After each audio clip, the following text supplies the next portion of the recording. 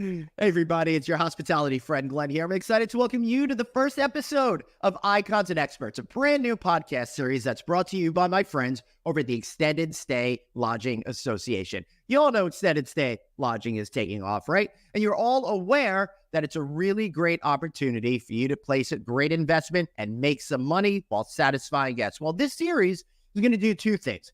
First of all, each episode is I'm going to be joined by an ESLA board member. So we're going to have a great rotating group of guests. And sometimes we're going to interview an industry icon so we can learn the hows and the whys and the history of how extended stay started. While other times we're going to get more practical about learning the business today. And we're going to learn from some experts. We also happen to be some board members of ESLA and some of our trusted colleagues out there. All right, so today's episode features the incredible icon among icons, Mike Leven, and it's sponsored by our friends over at Delasard Hospitality. In fact, Doug Artuzio of Delasard is going to be my co-host today. And Delasard Hospitality, the reason why they're sponsoring this is because they are the leader in third-party management of extended stay hotels. For more than 22 years, they've been doing extended stay hotel ownership and have the management experience to prove it. So Delasard is the only hospitality company to offer all three key services: full management, remote sales support, remote revenue management service.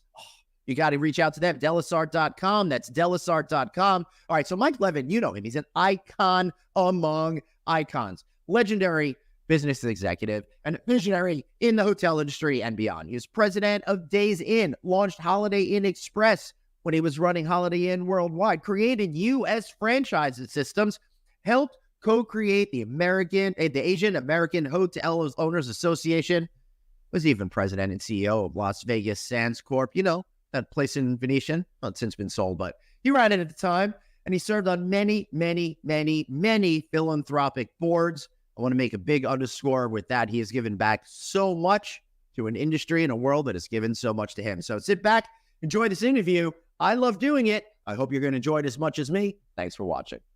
Hey, everybody, it's Friendly Hospitality Glenn here, and I'm excited because we have a brand new podcast series being brought to you by the good folks at the Extended Stay Lodging Association. This one's going to be icons and experts, all the people in the industry that helped set the stage for our incredible success today. And I'm going to have a rotating group of co-hosts with me. And our first co-host, Doug Artuzio. Hey, Doug, you're also the founder of the Extended Stay Lodging Association. Thanks for joining me today on this one.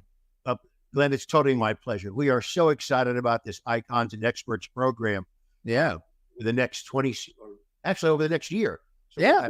Much information coming out, exciting information, hearing from icons, experts on all different levels of aspects, things will help the extended stay business. So we're really, really excited about that. I am too. I'm a little worried though, Doug, because we're setting the bar high right out of the gate with today's guests, aren't we? Well, you know, when you think about icons, you think about pioneers in the hospitality business. Mm-hmm. Think about people that have done things that others have not. They've treaded on virgin territory, basically, to create what we have today. And I am honored. I am pleased to have an old friend of mine who I've known for so many years, gave me one of my very first opportunities in the hospitality business way, way, way back in New York City. And that's Mike Leven, a true quintessential icon of the hospitality business. And I couldn't be more delighted than to be participating in this podcast along with Mike and yourself, Glenn. Thanks. I will be bringing Mike in just a second, but I don't want to embarrass him by having him sit here and have to hear his whole bio over there. But he's been in the industry from, like you said, like 60 years. He was the president of Las Vegas Sands Corporations. He founded U.S. franchise systems with brands like Microtel, Hawthorn, Best Inns, and Best Suites hotel brands. He was the CEO of Holiday Inn Hotels and Resorts back in the day. He served as president of Days Inn of America as well. He's had a real interest in the civil rights movement, helping older workers with disabilities and the homeless. And if that wasn't enough, helped co-found AHOA. Let's welcome to the show the incredible Mike Leven. Mike, I forgot to mention the Georgia Aquarium stuff. I hope you could forgive me. Oh, that's my best job. Are you kidding? Yeah. That's great. Nice to be here. Nice to see Doug again. It's always nice to see an old friend. And somebody who remembers me at my stage of the game. Being remembered is all you have. I mean, I just sit here and do interviews, so whatever. Yeah. But at any rate, I'm happy to be here, and any way I can help Doug at his new venture and help you, Glenn, happy to do. Always nice to see you every 10 years. Yeah. Do this again 10 years from now. I know. Well, and next time I'll probably be, losing my hair along with you. I still got. Oh, I lost it a long time in this. Yeah. I can tell you that. Yeah, but it like really helped define your look. I think because you made that cool before other people were. But Mike, you've been at this for so long, and the brands that you helped develop, the brands that you stewarded to success, have become, like yourself, iconic in the industry. Looking back, what does it feel like to have such a imprint on the American hospitality industry and on our culture in general with these great brands? Well, I sort of don't look at it without knowing how lucky I was to be in a position to make the difference. Mm-hmm. I think most of the brands that I worked with required a leadership that really understood the franchisee, really understood the people who ran the hotels, really made them work. And I think key to the success that I had over the years was learning at Sonesta Hotels in the very beginning about what was a good hotel, what was good management, what was good leadership. And I worked my way through all the chairs. And by working through all the chairs, I had a good knowledge of what had to be done. And I was very fortunate to build teams around me that helped to really ensure the success of the brands. And let me just give people a little history lesson, which is, I think, so important to do on this Icons and Experts series. You mentioned Sonesta Hotels, now one of the largest hotel companies out there. But back then, they were a small regional company out of the Boston area where you grew up.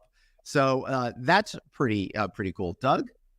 Well, you're absolutely right. And a lot of these hotel chains are getting bigger. So many of them actually have pieces that Mike worked on. And Mike, Right.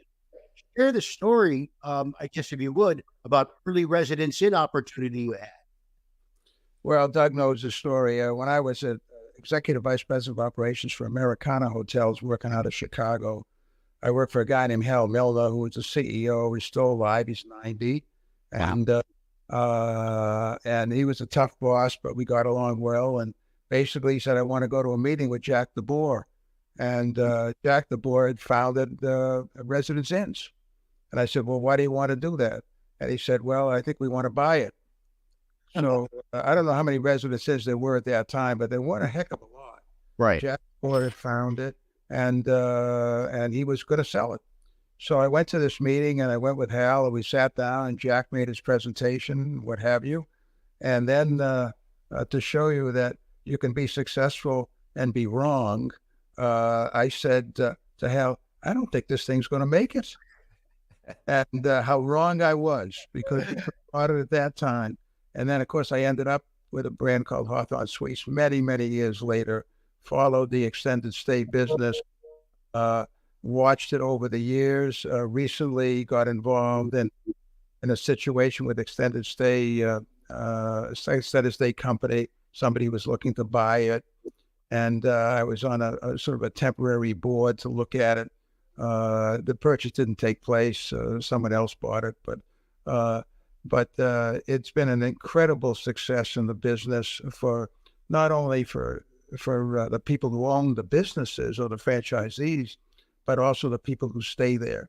And they come at all shapes and sizes of extended stay, from the bottom of the market to the top of the market. So I think I made a huge mistake when Hal and I didn't buy it. So I'm willing to admit that you can have all the experience, but I didn't know how good it was when I first got involved, and then finally got involved with a couple of, when we had Daybridge at Holiday Inn, and then of course at Hawthorn Suites at US Franchise Systems.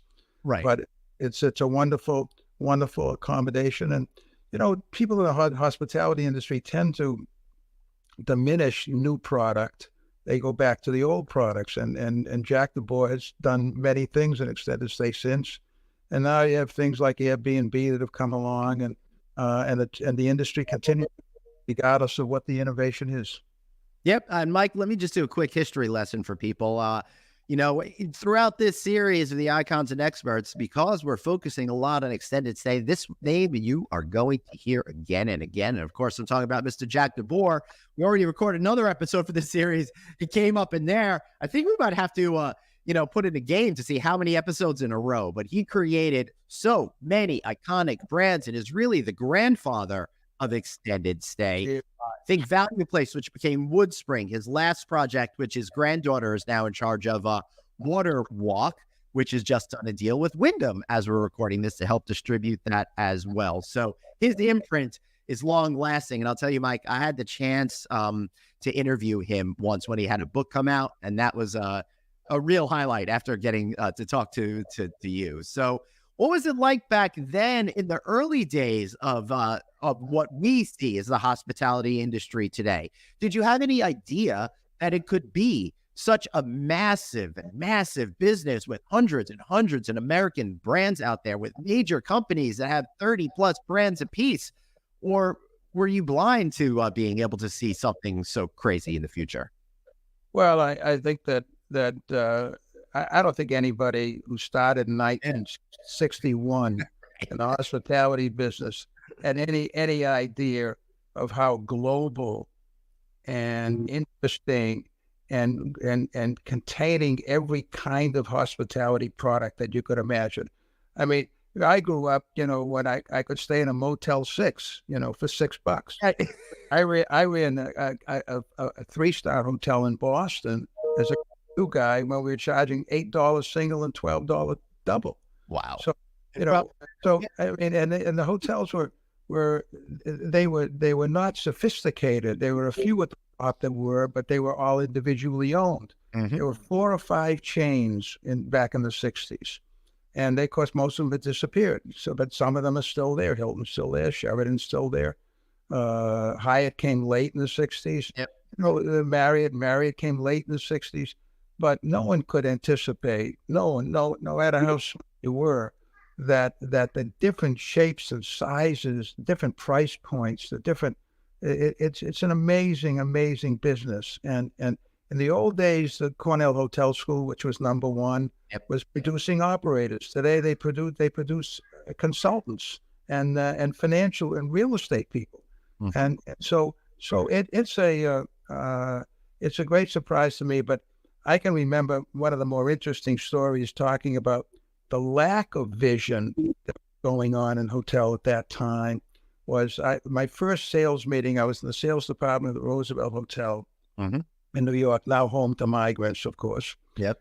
And I followed that because I started there. Yeah. And at any rate, I was called to my first sales meeting. I didn't know sales. I didn't know hotels. I was just hired in there. Mm-hmm. First sales meeting, and they had a major problem. Roosevelt was on top of Grand Central Station. It still is. And the problem they experienced, they said they were going to have, was the invention of the jet plane for individual travel. And they looked at it. They looked like that was going to destroy the business. It was going to destroy their business because people go back to Chicago in one day. Right. And I sat there as a complete neophyte. And I don't know how I was a kid just out of college, just out of graduate school. And I said, gee, I don't think it's going to destroy the business. I think it's going to grow the business. Yeah. And they all looked at me like I was a one-eyed idiot, because they didn't look at the future and the future travel, of international travel and all that stuff that it would generate. They only looked at their particular situation sitting on top of Grand Central Station when the trains would come and give them business. So I think the visionaries in the industry that I was fortunate to know over the course of my career saw the opportunities, grew their businesses, changed their strategies, changed their product lines. But there was always a Jack DeBoer around. There was always somebody. There was always a Kemmons Wilson at Holiday Inn. Right. There was always people who weren't trained in the traditional hotel industry that really saw the opportunity better than the hospitality people in the early going did. And so I think if I had any advantage, it was a lot of different experiences with different hotels, international hotels, resorts, all the thing along the way in my career. And I urge young people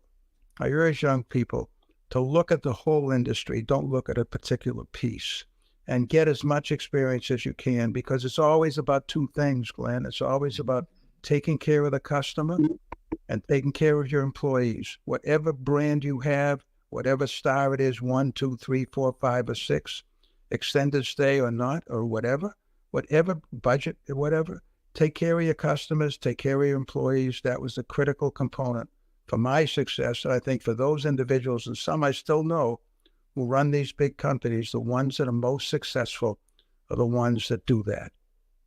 Right. That's good advice. And on the extended stay is that, now that is coming about, the secret to none is now, the secret to some is now the secret to none. All of the brands are coming out with a lot of different extended stay products. Now, granted, it only represents 12% of the business of all of the hotels right now, and there's a tremendous amount of demand. I'm interested in your opinion on all of the products that are coming out in this past year and will be coming out over the next couple of years on extended stay. Well, I think that what's happening with extended stay is there's an extended stay product for every segment of the industry. Yep.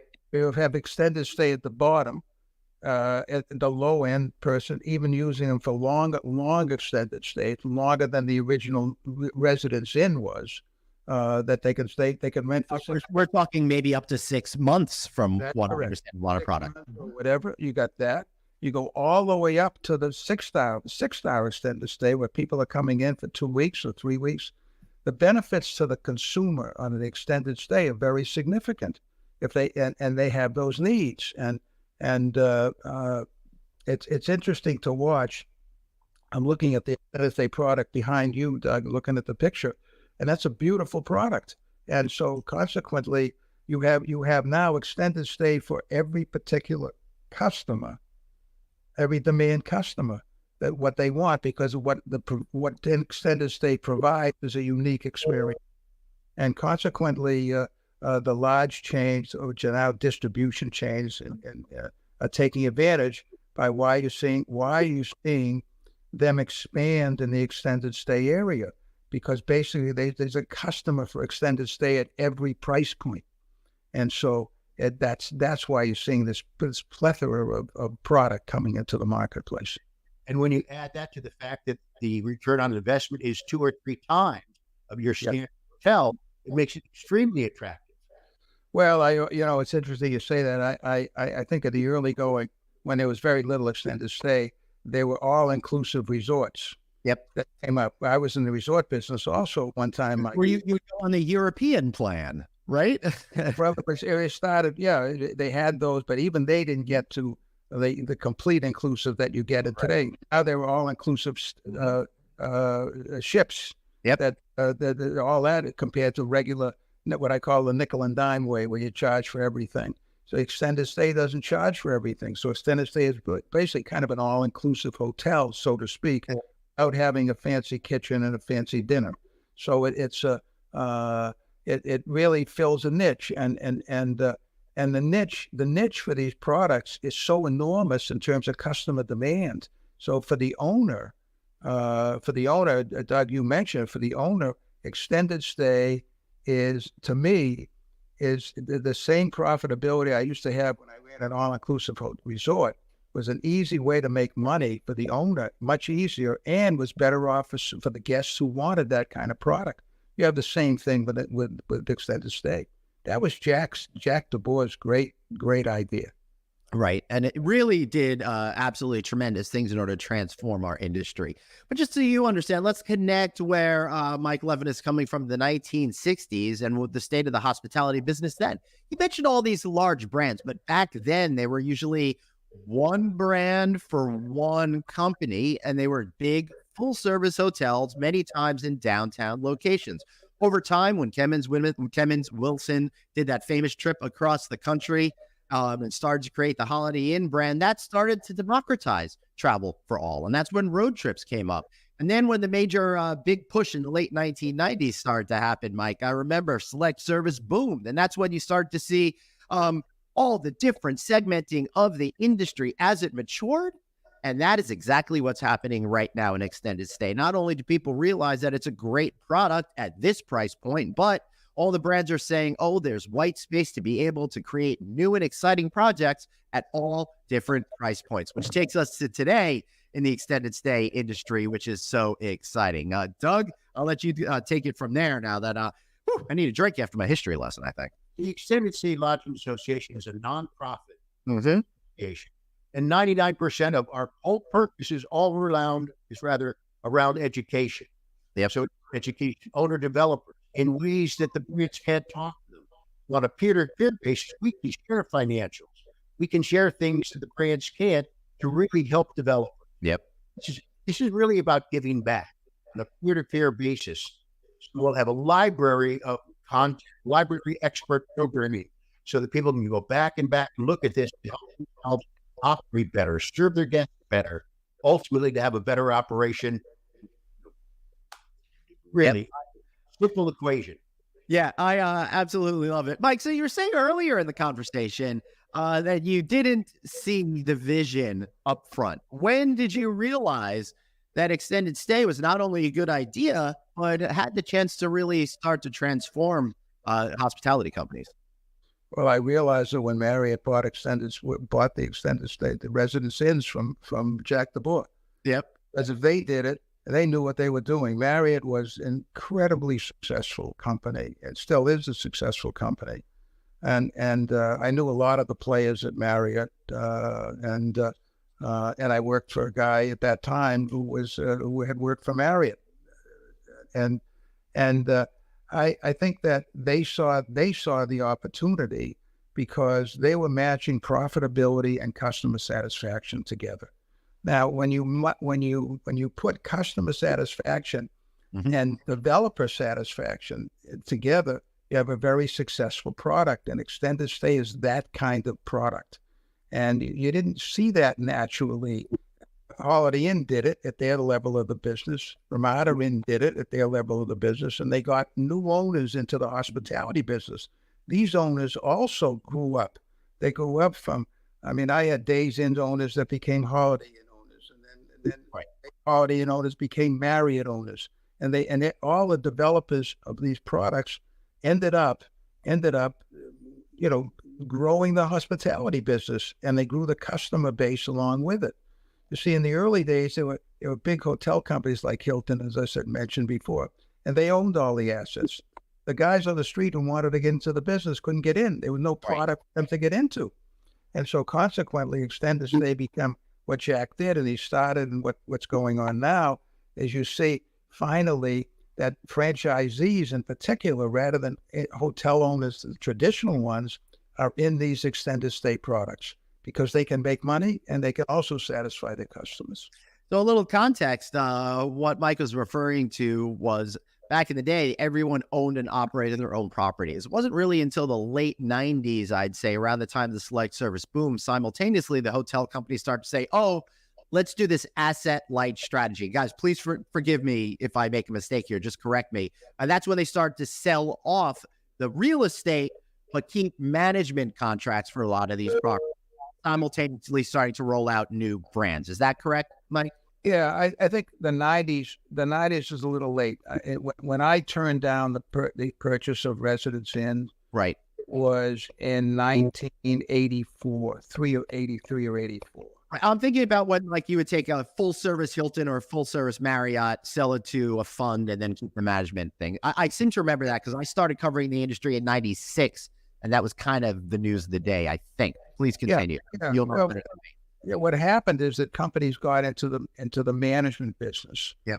And what you call the asset light business. Mm-hmm. They didn't want to use capital to do that. They take the money off the top and manage it for people, whatever. And so that also allowed entrepreneurs at the lower level. I don't mean lower from a class standpoint, but below that, they didn't want to get into a 5-star, 500-room hotel, hundreds of dollars, that kind of stuff. But they could still do it in the product that they could afford to build and expand and also manage. The management of extended stay is a whole lot different than the management of a full service 5-star hotel.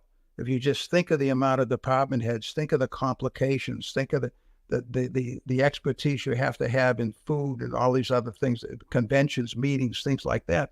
That's a whole different kind of product base. So then owners now use management companies to manage it for them because they can't do it when you're in those type of places. But you can run your own extended stay hotel. I mean, it's not just if you do it right and satisfy your customers. It's not, you don't need an expertise of being a 5-star hotel operator needs. So it was easier. It was easier to expand the territory for that kind of product, and it gave the marketplace two things: the customer base and the ownership base, both of whom could be successful for the appropriate price. And that's what it does. And that works in every business, not only the hospitality business. I remember personally, Mike, around 94 or so, in the franchise development team, you put together a team that sold 500, 600, 700 Holiday Inn Expresses. I mean, you drove the limited service program in this country without question that people try to duplicate. Yeah. Yeah, I wouldn't want to. I take credit for building the largest sales forces that existed in the industry. Days in started that, right? And for Express, but it wasn't. That was an execution strategy to get to the owners, and so. But the major point about that, Doug, is it was the right product. In other words, Holiday Inn had two or three different kinds of products, but the one that the customer really wanted was a Holiday Express scenario. The competitor was Hampton, that did a very good job at that.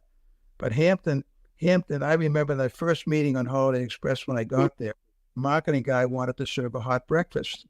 And I turned it down. I said, Hampton's not serving a hot breakfast. Now, of course, they all serve hot breakfast. Right. I said, you're not going to. And then not only that, the marketing person said to me, we want to charge $3 for our hot breakfast. I said, you can't do that. I can't sell it. I can't sell it in the market, because my competitor is Hampton. So we put the sales force together, and basically we made it easy for the salespeople to sell, easy for the operator to buy, easier for the operator to operate, and that's just what the customer wanted. As time went on, the customer wanted a hot breakfast, but they didn't charge for it, and so, because the customer didn't want to pay it. Right. And so that was the trick there. And then other chains, big chains, followed the model of a large sales force as they got those kinds of brands. And so that was an extraordinary scenario. I mean, remember the first Holiday Express was built for about $50,000 or $60,000 a key. Now it's built for about $160,000 or $170,000 a key. And and now the rate, of course, is not $40. The rate's $140. Yeah. So that experience was copied by a lot of the industry. And a lot of the salespeople for those brands, Days Inns and Holiday, went to other companies, Good Choice and all the rest. But I think the critical component of success is matching owner needs with customer needs. And basically, if you do that, extended stay is what does it in spades for every size of the marketplace. So your market of customers and owners is very large when you have the right extended stay product. Yeah, I will say that last part sounds like the answer to the next question that I'm going to ask you. When you launched US Franchise Systems, Hawthorn was part of that. What were you thinking when you included an extended stay product right out of the gate, particularly since most of the hospitality universe still at that point had even hardly heard of extended stay? Well, no, Hawthorn had, I think, 20 or 30 Hawthorns at the time. Okay. And then you bought that, right? Yeah, it was owned by Hyatt. At that time, Hyatt had no idea of how to sell franchises, how to manage franchises. It was an ownership company. Yeah, and now with Mark Oplamazian in the lead, what they've done to transform that company over the last X amount of time. Years later, right. When they bought America. Absolutely. But what happened was they wanted a piece of my company, and they came in for 11% of my operation, and they gave me the brand. It cost me 11% of US Franchise Systems. Right. And we expanded. we expanded. We were going hell-bent and really, really doing well at Hawthorn. And then what happened is a major franchisee of ours converted 5 of his Hawthorns to the Hilton product. And they had an extended stay product because he thought the Hilton brand was a bigger bit, and that really hurt our growth. Right. And Wyndham, when Hyatt originally then bought the whole company and then sold it to Wyndham, long gone at that time. The Wyndham has moved the Hawthorn brand up. I think they may have 150 or 200 of them. I don't know exactly. Yeah, of course. They were able to expand the Hawthorn brand. And Hawthorn was really a residence inn copy. And Hyatt had it, and they didn't really understand the business, and they didn't really pay attention. It was a pimple on the back of an elephant, you know. Right. So they didn't have it. And then they bought Encore Suites, and they made it. You know, they brought in Hyatt and went into the franchise business.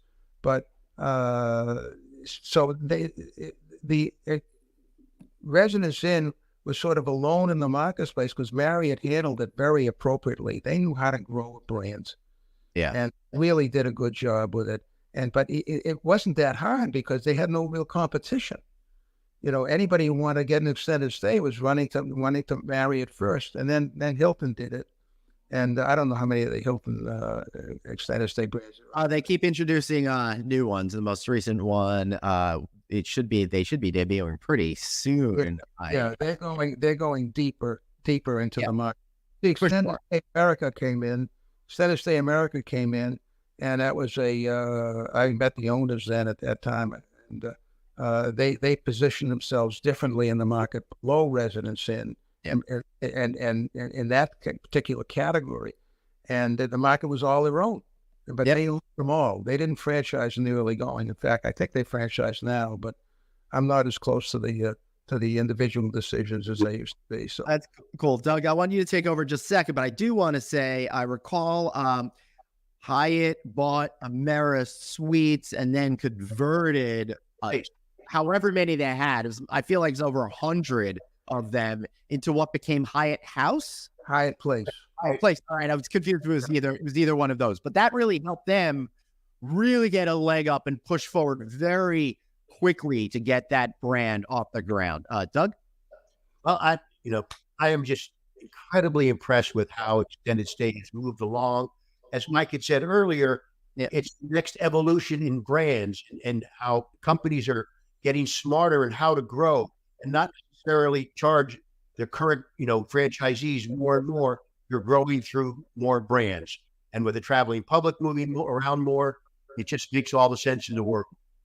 So, yeah, it certainly does. Mike, last question for you. How do you see the state of extended stay now? Because all the players are in there. The brands are proliferating really quick. Have we reached max extended stay? Because I don't think so. Well, I think that as you segment extended stay from the top to the bottom, there's always room for new players. The difficulty that, once again, I admit that I'm not as current as I used to be because I used to make my living being current.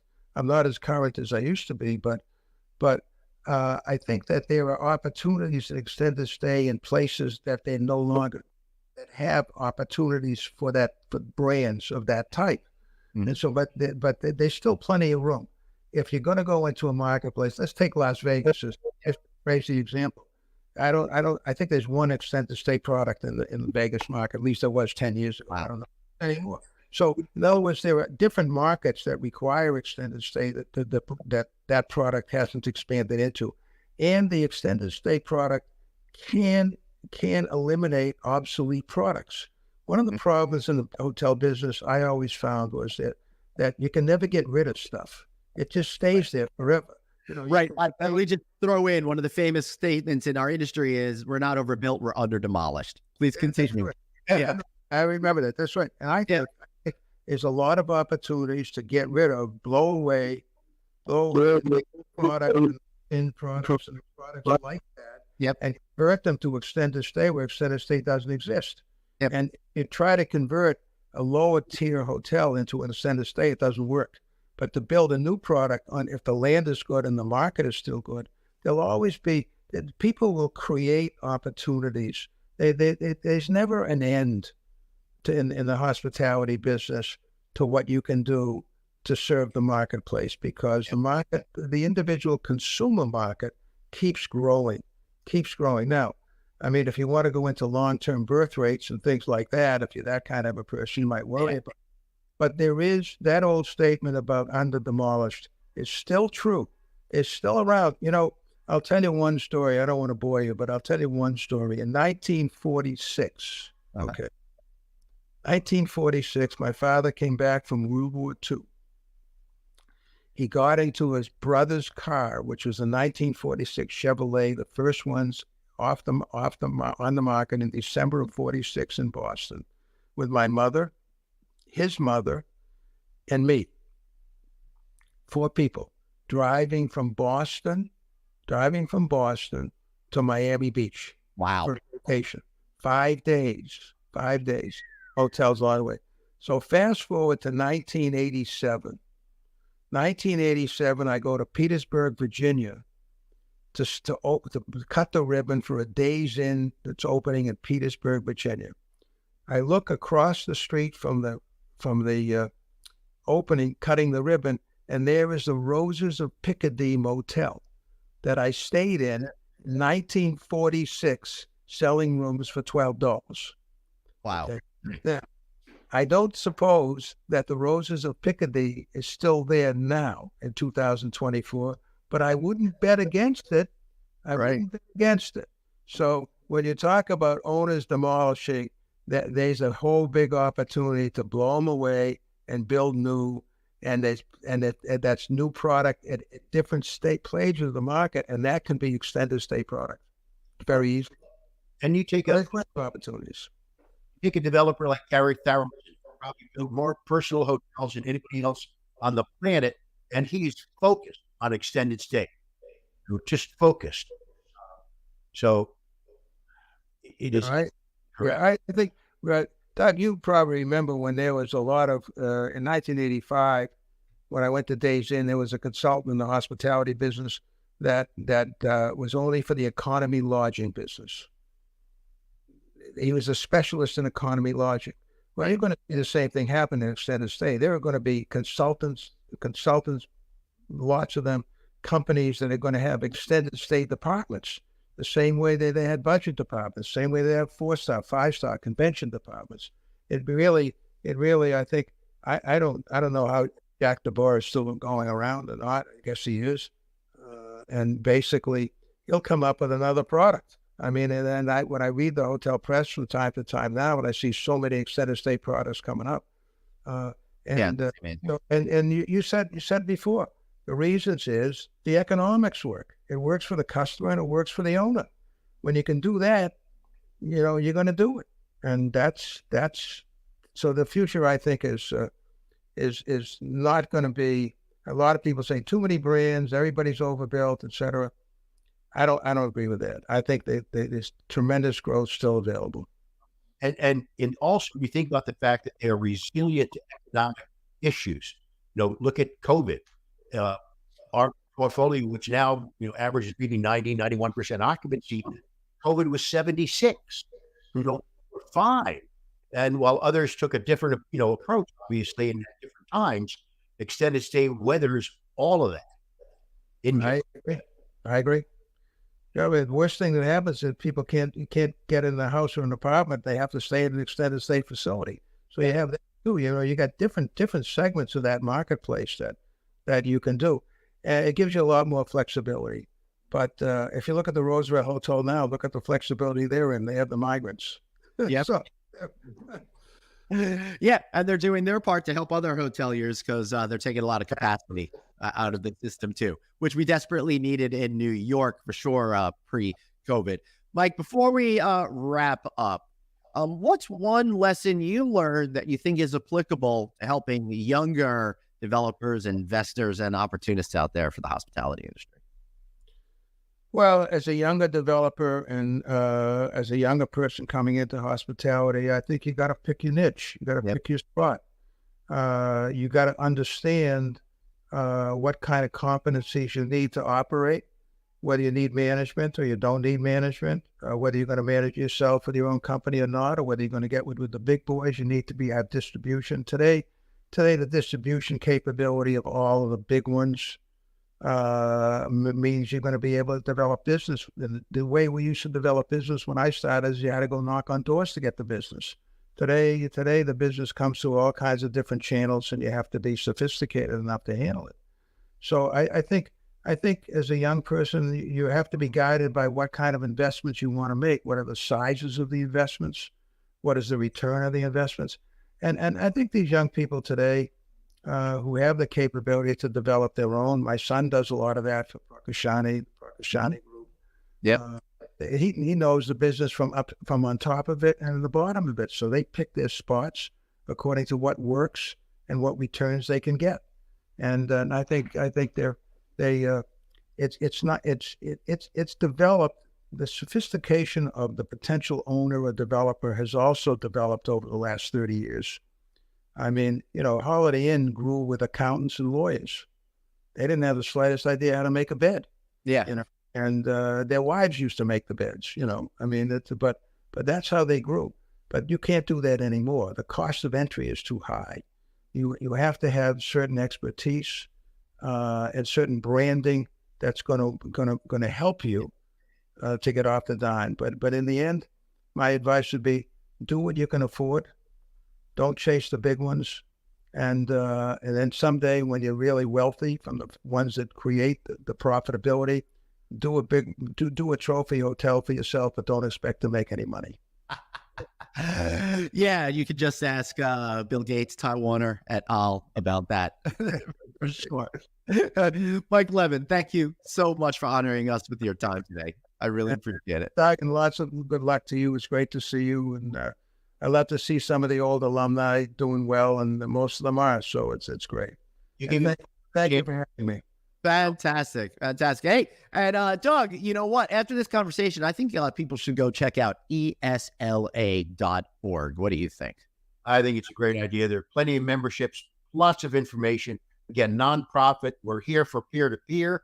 And so please check it out. There's a lot of information. All the brands are there, to help you with more information. It's something to do. It's important for everybody. Yes, you do. Let's all learn together and how we can be more successful, leveraging the power of existence. Hey, that's Doug Artugio. I'm Glenn Hausman. We've got a year's worth of great content coming your way. Not only are we going to be focusing on incredible icons like Mike Leven, but we're also going to be doing a lot of shows focused on the expertise you need out there to be more successful in this business. So we'll see you next time. Have a great one. Bye.